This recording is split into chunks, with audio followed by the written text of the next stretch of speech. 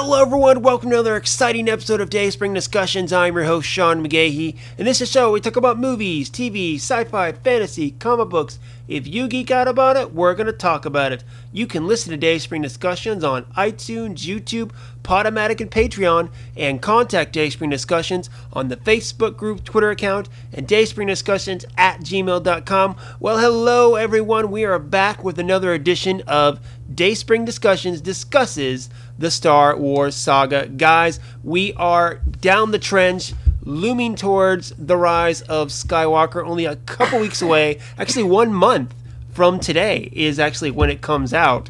Technically a month from yesterday, but anyway, it's coming in soon, and we have been watching and re-reviewing the Star Wars live-action films in chronological order. So this is technically part 6. We're on to Star Wars A New Hope, but I cannot go down that trench by myself. I need my wingman with me, and that wingman no better than Lisa Locke McGahee. Hello. All right, guys. So, of course, if you've listened to this before, we watched the Star Wars film we're about to talk about. We're going to review it, give a new perspective, maybe a couple of things perhaps, and then talk about books and comics that are related to it. So before we get into Star Wars A New Hope, I want to talk a little bit about something else. So one of the newest books that just came out about a week or two ago was Star Wars Resistance Reborn. Now this is kind of the main book that kind of helps set up the Rise of Skywalker. It takes place between The Last Jedi and the Rise of Skywalker. I listened to it, and then Lisa listened to it. She just finished. You finished it last night, right? No, a couple days ago. It was a couple days ago. I thought I heard you finish it last night. Like I heard like the Star Wars music playing in here. Maybe it was. I think it was the day before. Anyway, it's relevant. Anyway, irrelevant. Okay, so the book's by Rebecca Roanhorse. I'm sure I'm mispronouncing that last name. I think that was right. Wow, I got it right. Yay! Okay. Anyway, but yes. All right. So she hasn't wrote anything else Star Wars. Her name didn't sound familiar to me. I know she's written like a fantasy novel series of some kind. Mm-hmm. I looked her up when I talked about it on one of the earlier shows. But anyway, yeah, kind of a fresh writer in the world of Star Wars. But anyway, okay, so we both, listen to the audiobook or, listen to the story. So we just want to talk briefly about that. So Lisa, since you are the bookie more than I am in this, I'm going to let you start off. General thoughts on it. Just basic story premise, like we talked about. So this book takes place between Last Jedi. It's almost like days after The Last Jedi. Yeah, I don't know. Well, I don't know how soon after. I mean, I think it's more than days after. Well, I mean, they're still on the Millennium Falcon trying to get somewhere. Yeah, I guess so. Anyway, basically, it's at the end of The Last Jedi, as you know, spoilers. The Resistance is basically decimated. They're literally down to... Oh my god, no! To the Millennium Falcon and the people aboard it, which is 5 of them. Only people that matters anyway. Yeah. So. Well, it's all the ones that are characters you're interested in, and then the person who's Carrie Fisher's daughter in real life. Oh, Billy Lord's... Yeah. I don't know what her name is, but she's like the only one that made it that's not... A main character. Yeah. Anyway... So, the premise of the story is they're trying to figure out what to do. Because the Resistance is, like we said, it's basically decimated. Mm-hmm. So they're trying to figure out where to go, how to regroup, where to go next, what to do. The book really focuses a lot on Poe. Poe is the main character of this book. Yes. And then he interacts a little bit. I mean, Rey's in it a smidgen. Not very much at all. Not really very much at all, no. There's no story development around Rey. She pops in here and there, says a couple things, that's really it. Yeah, same thing with Finn. Finn's not... Finn is there with Poe. With Poe, but he doesn't have any, character arc. Yeah, so the story is Poe. It's Poe's story. But there are no character arcs in this story, really. Poe becoming a leader, I guess, but... And I think I would say Wedge, too. I don't know. Anyway, the bottom line is they're trying to find... in order to regroup, they're trying to find people who used to be in the rebellion and trying to bring back people who have long retired. So you get a little bit of a taste back if you had read in the previous books, the Aftermath series. You get Nora Wexley, Wedge Antilles, and their son, Nora's son, Snap, who is those characters you meet in the Aftermath trilogy. They come back into the story. And Snap's in the movie. Yeah, they don't mention his character. Yeah, he's the one in the movies, the guy who was in Heroes. What's his name? I forget the name. He had a beard, Yeah, he's the actor he was in Heroes. Yes. He's the one who is Snap. Also in Felicity. Whatever. Anyway, so they try to bring back some people who used to be in the rebellion. It kind of ends up being this like ragtag group of people. They end up regrouping on Ryloth, so some Twi'leks become involved in it. And bottom line happens again. The First Order comes and decimates everything. Yeah. Like, shocking. So there really isn't. The story doesn't really. I mean, in my opinion of it, I mean, Poe grows. Mm-hmm. He becomes the leader because he's still trying to deal with how he messed up his mistakes in the Last Jedi.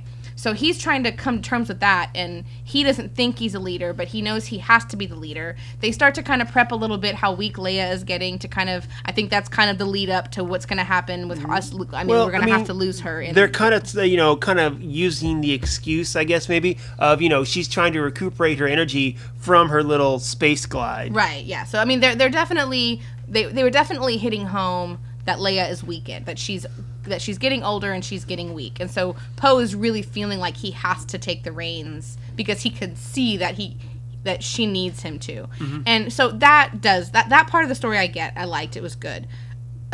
Most of the rest of it I kind of thought it didn't really accomplish anything. It's another one like the side story in The Last Jedi where they went to Canto Bight. Canto Bight. This book, the whole purpose of what they were doing, I mean, they ended up getting that list. They got the list, but they didn't really accomplish much else. So they're still scattered. They still don't have a place to regroup. They still don't know what they're going to do or how they're going to do it. They didn't get what they needed. They got a couple more followers. I mean, they got a couple more, yeah. But, I mean, it really still leaves you in with, and I know this is a total sidetrack, and we're not talking about The Last Jedi right now, but it kind of leads me to, again, how I have been so disappointed in how The Last Jedi, I just think that the fact that they decimated the Resistance, I just don't understand. I mean, I'm sure that's going to happen, but how do they, I don't know where they can go from that. Yeah. I mean, I guess we'll find out. We will find out. Well, again, too, because, when you're talking about canon timeline, there are other things, like there's one... I think it's like, I want to say it's like Spark Resistance or whatever. There's like a junior novel that came out as well that takes place after this. Oh, I have that. I just haven't read it. Oh, really? See, I thought about... Or maybe it's on my wish list. It might be. I thought about reading it, but I'm like, I don't know. Because, you know what? I got it from the library. Actually, I reserved the audiobook at the library. And what happened was I was like, well, nothing's going to happen in this book that's going to affect The Last Jedi or affect the Rise of Skywalker. Mm-hmm. So I'm going to skip it. And that's how it was. And then there's the comic series I've talked about, Allegiant, where, again, that's further along past what happens in the events of this storyline. And, again, with that, I think there is something that happens at the end of that. Spoiler, guys. They go to Mon Calamari, and they actually get a new fleet.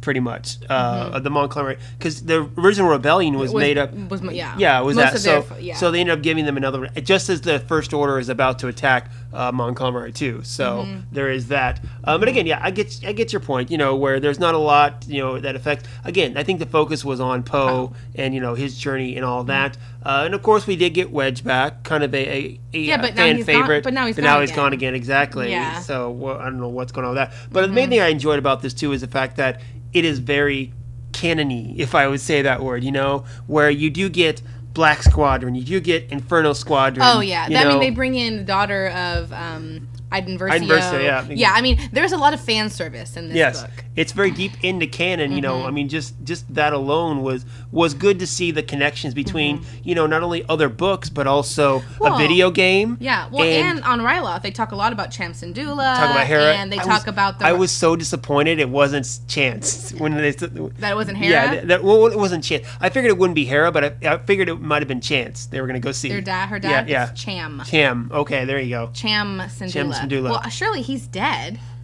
I don't know. How long do they live? Hera would be older than, I guess we don't know, but I mean, exactly. Hera's older than Leia, and Leia's old now, so Hera's dad would be... You never know. Older. Like I said, we don't know how long they live. I guess we can see what the Ryloth... Exactly. I mean, what a Twi'lek's lifespan is, but... Wookiee's 200 years old, Anyway, so, but yes, I did enjoy it for the fact that it did tie into the rest of it, Poe's journey and all of it. But a lot of times with the books like this, I don't, get too excited about them because, again, it takes place between two movies and it has the main characters in it. So, nothing's going to be too deep to where it would affect, the Rise of Skywalker because people who, don't read the books would be lost if they did. And the movies ignore the books anyway. Exactly. But yeah, guys, if you've read Star Wars Resistance Reborn, fire back, of course. Let us know what you think about it. And would you recommend reading this book? I think unlike some of the other ones that came directly before movies, where I think I highly have recommend. I think you should certainly read Catalyst before you watch Rogue One. There's other ones that I definitely. This one, I think, if you skip it, you're not gonna miss much. I don't think it added a whole lot to. I guess I'll be able to speak to that better after you see the Rise movie. of Skywalker. I just don't think that. I don't see that anything happened in this book that was so earth-shattering that it's going to make the movie more understandable. If we look back to the books that were in that whole Journey to the Last Jedi or Journey to the Force Awakens, right? Yeah. None of those were even remotely relevant to the movie. Most of them actually made me mad that I had read them. I was just going to mention Captain Phasma. Seriously, it's almost like they were just trying. Anyway, that's a whole. Anyway, they were trying to make money. Is what they were trying to do. Trying to shat on their fans. Okay. Well, let's move off of that and move to the actual topic we're here to talk about, which is Star Wars Episode 4: A New Hope. The film came out May 25th, 1977, and then the world was never the same. True story. Again. So obviously we weren't born at that time. Even me. Of course, even you. Okay, so did you go see when the special editions came out in 97? I don't think I did. Okay, I was just going to say, do you have any fond memories maybe of seeing this film? No, my earliest memories of the Star Wars movies are when I was a kid, my mom and my stepdad putting them on and blasting the music and me being annoyed. Me trying to play with my friends and all I could hear was this super loud Star Wars music coming from my house. I would have been the kid that would have been like, yeah! Yeah, well, I was not that kid. At the time, I remember... I don't remember ever watching Star Wars until I was an adult. I know that I had at least some knowledge of it. There's pictures of me and R2-D2 under ruse, so, as a child, so, I know that my family... it's probably kind of like how Nora was until now. She's just now starting to show some interest. But, I definitely didn't. In 97, that's the thing is when the prequels came out and when these were re-released, that was right during my, high school, college. I Other things on your mind, huh? Yeah. Okay, school. Fair enough. I had school on my mind. Gotcha. Well, I remember 97, my dad took me and my brother to the Friday night showing of the special editions, and the place was, packed. I think it was, a 9 o'clock showing too, so it was kind of late. And then we ended up seeing two friends of ours there, and we sat pretty close to the front because that's back in the days when you couldn't reserve your seats, so you just had to walk in and pray you had a couple of seats together that weren't neck benders back then. But I remember that it was an experience to say the least. But okay, so we sat down the other night and we watched it, and we watched it on Disney Plus, guys, which means we watched the special editions. Really, it's 3.0, I guess, maybe on the special edition. Because each time, you had the special editions in 97. Then they came out on DVD. I think he changed a couple things. Came out on Blu-ray, changed a few more things. And now he's got Macaulay in there. Which, come to find out, that, people are blaming Disney for that. It wasn't. That was actually something that George Lucas did back in 2012 before he sold Lucasfilm to Disney. So that's still another great George input in all of that. Anyway, so we sat down again. I was debating whether I wanted to watch the original editions, which we have now. Thank you, Ian, for doing that for us, because I lost my copies of the unspecial editions. I don't want to talk about that sad thing, but I have them now. They're on digital. I have them saved on a thumb drive. I can plug them in and watch them if I want to. But for picture quality, I decided to watch the special editions on Disney Plus. And the moment I got to the Jabba scene, I regretted it. The thing is, the stuff that he added, really the special editions in this movie, in the A New Hope, the only bit that I really hate is that scene with Jabba. That's the only one. The rest of it, I notice it, like all the extra, like all the scenes that have become wide shots now, and there's so much more digital stuff added in the background. All the like new animals that are cut across the screen. Yeah. Like I notice it, but it doesn't bother me. The only thing in this one, besides the whole Han shot first debacle, the only thing that I really don't like is that they added back in that scene with Jabba. Because number one, it's stupid how Han steps on him. So, which they fixed, but they didn't. But it's still stupid. You can still see that Han. It just is stupid.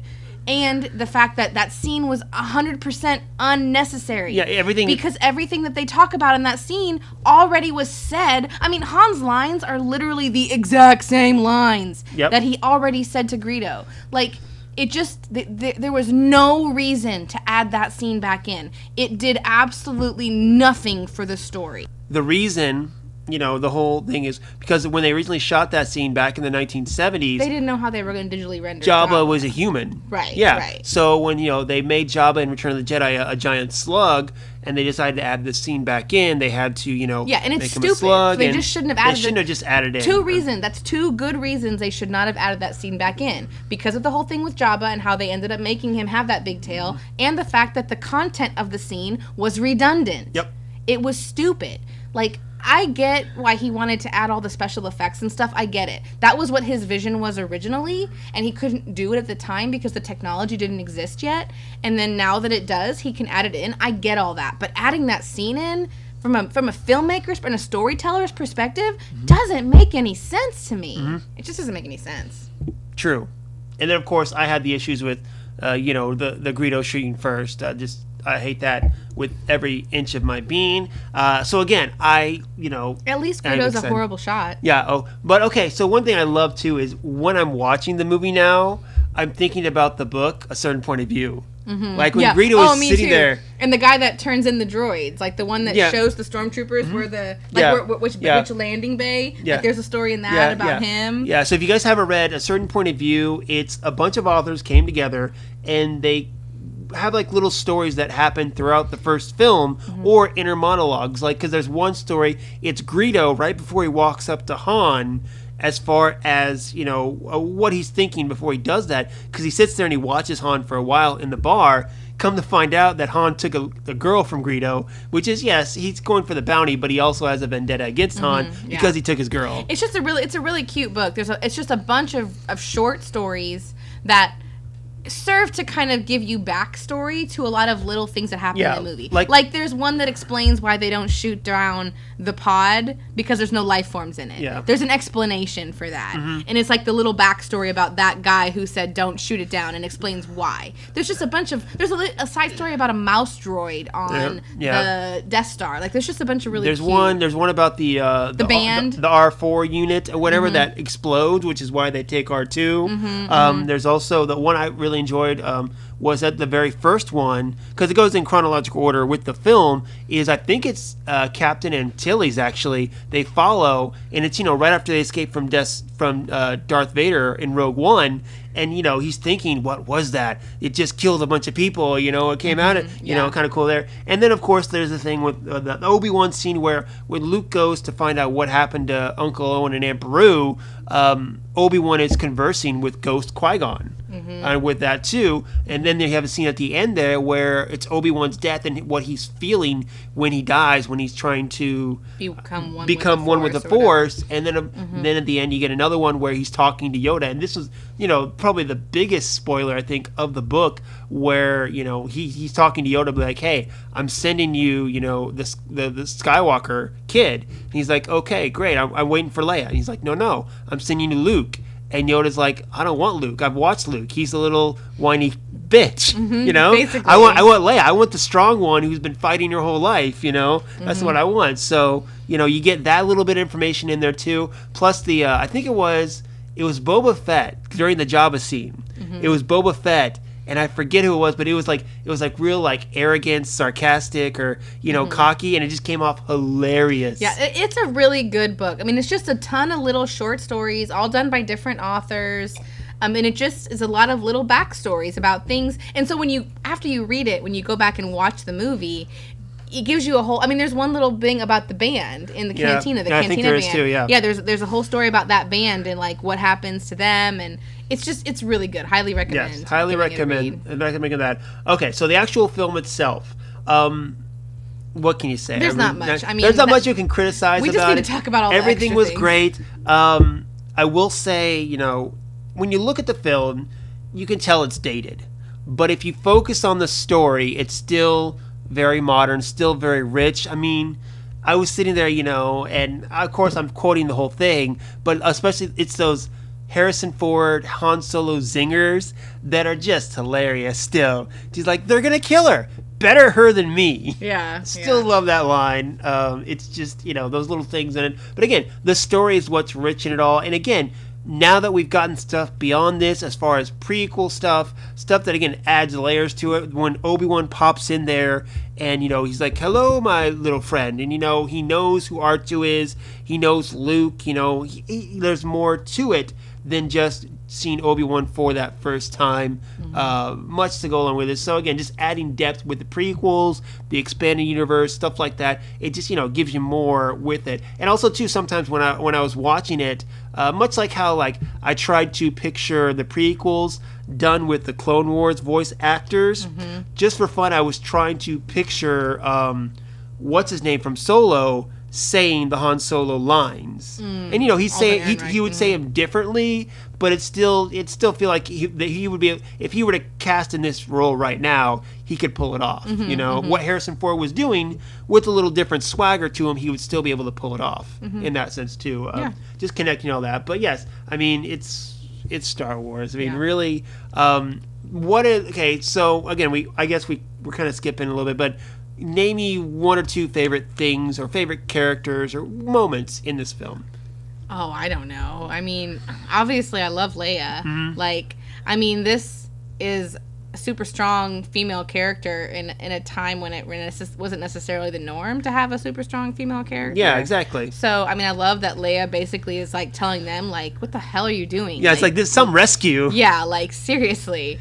One thing I think is interesting too, as I watched this movie this time compared to other times I've watched it, just because now I have all the history of with Rogue One and with Rebels and whatever. I think it's interesting that this is really when Leia took over the rebellion. Not took over, but stepped up.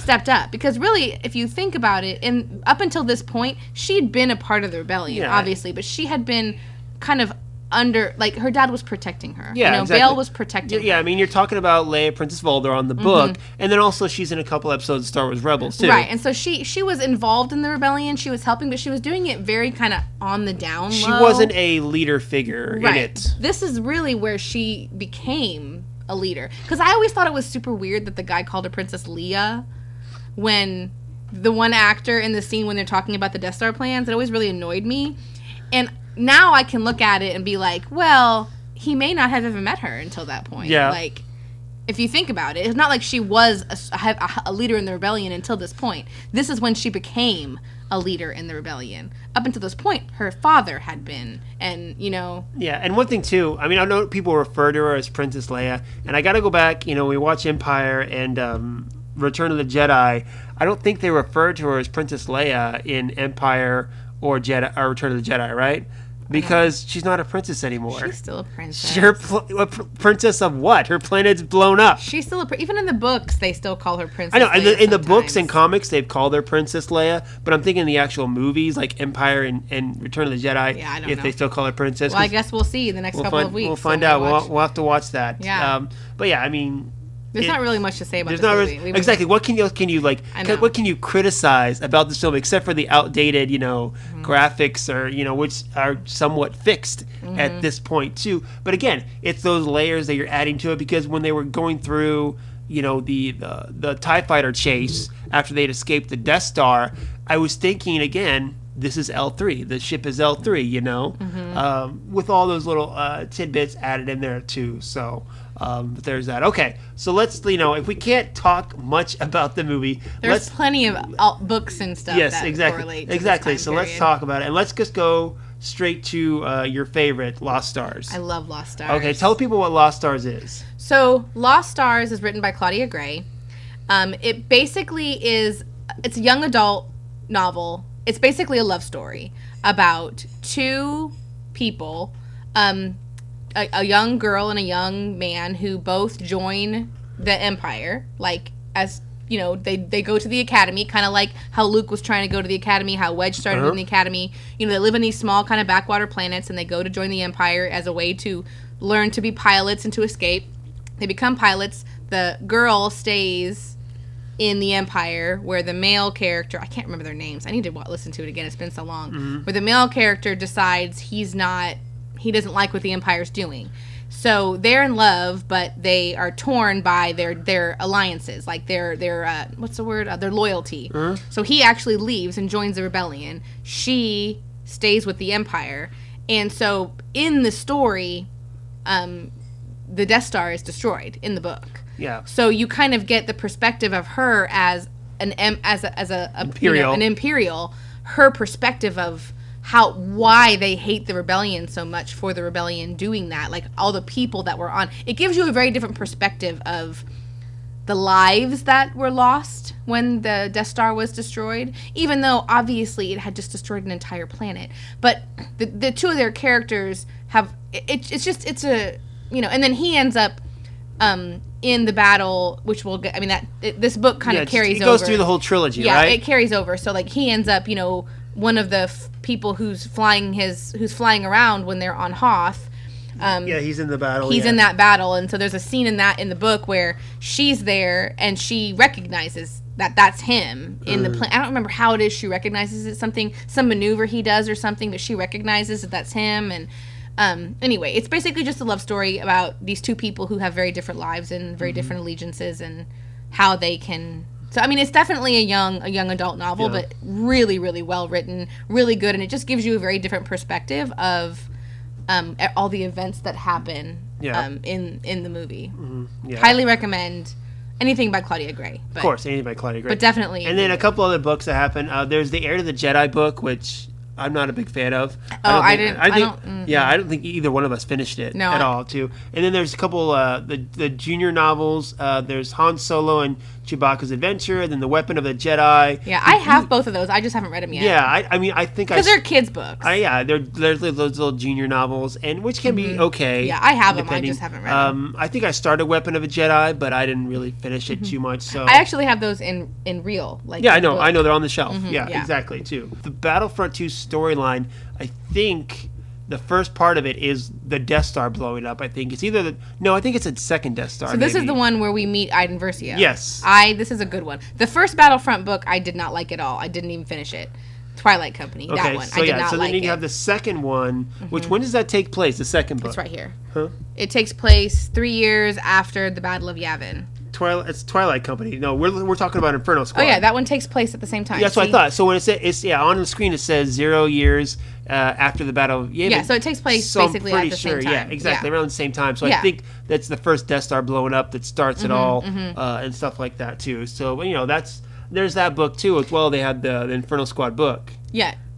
I like Inferno Squad book is good, which is funny because it's Battlefront 2. Battlefront 1 actually takes place later in time. It takes place in a few years. But, Battlefront 2, Inferno Squad is where you meet Iden Versio. So she is, basically, and this book is read by Janina Gavankar. Janina Gavankar, who... Shiva. Shiva, yes. Oh, Shiva. Oh, stop it. Oh, Shiva. Anyway, great. It's a great story. So basically, this one talks a lot about that character Iden Versio because she's an Imperial, and it kind of is her struggle with what the Empire is doing, and then she ends up defecting and becoming part of the rebellion, where in this most recent book we mentioned her daughter is now a part of the rebellion or the resistance.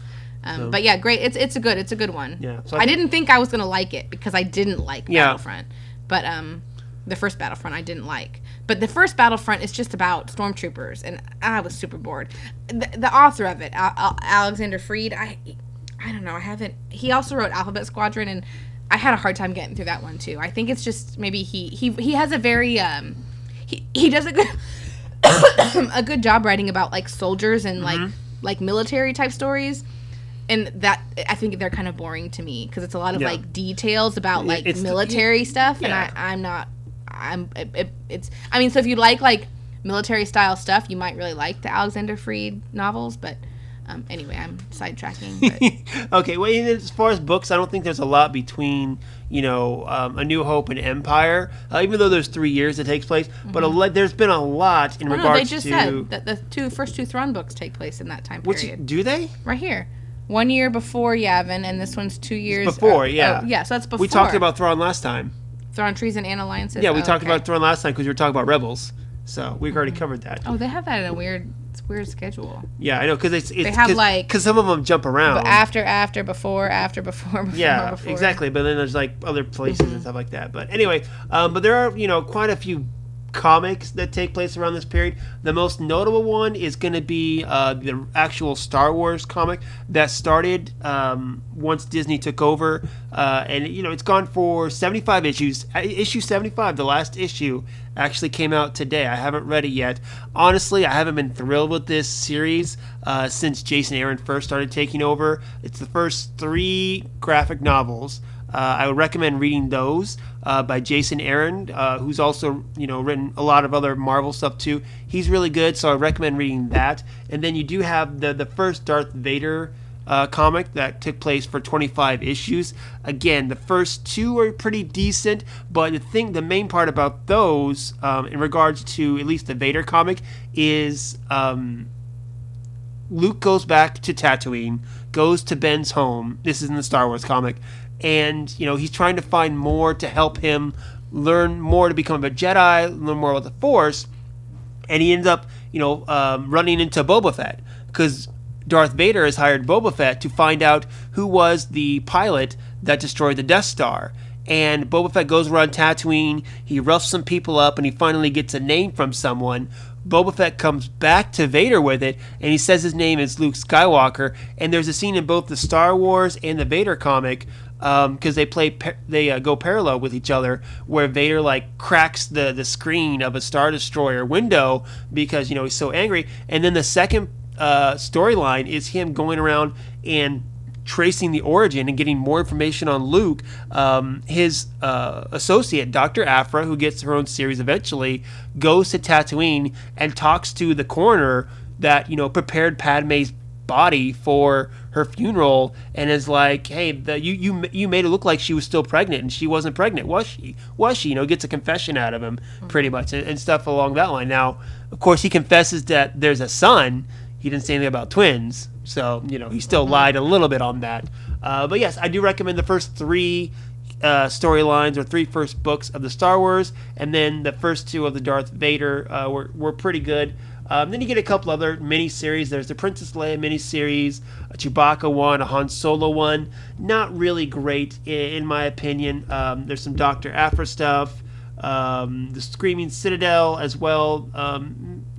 Stuff that isn't great. The Lando one actually takes place between this one, which is pretty good too. You get to see him in Cloud City. Plenty of comics to read along this timeline too. And then they're canceling all the Star Wars comics at the end of this year. Like I said, the last issue of the Star Wars run stopping, and then they're picking up next year with another Star Wars comic, another Darth Vader comic, another Dr. Aphra comic. But I know the Star Wars comic takes place in between Empire and Jedi, which Charles Soule's writing, which I'm super excited about. Now, the Vader comic, I'm going to assume they're going to do the same thing, where the Vader comic, ran concurrently with the Star Wars comic, because I'm thinking they're going to do the same thing, where you'll see Vader in between Empire and Jedi, which is a time period that hasn't been explored a lot of, either in the expanded universe or this, new canon too. So it'll be interesting to see, how that goes. Granted, it's nowhere near the time frame between A New Hope and Empire, because that's like 3 years, where between Empire and Return of the Jedi is less than a year. Mm-hmm. So, there's not as much there to keep on. I don't think you're going to get 75 issues out of that.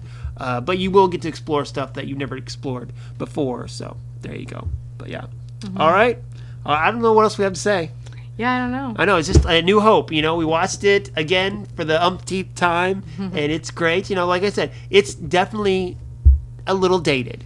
But again, the story's still good. The acting's still good. I think, it's one of those things where I always tell people, if you want to introduce someone to Star Wars and they are, say, over the age of like maybe 15 or so, I'd start them off with A New Hope, but underneath that, I'd probably go either like Phantom Menace or Attack of the Clones or something like that.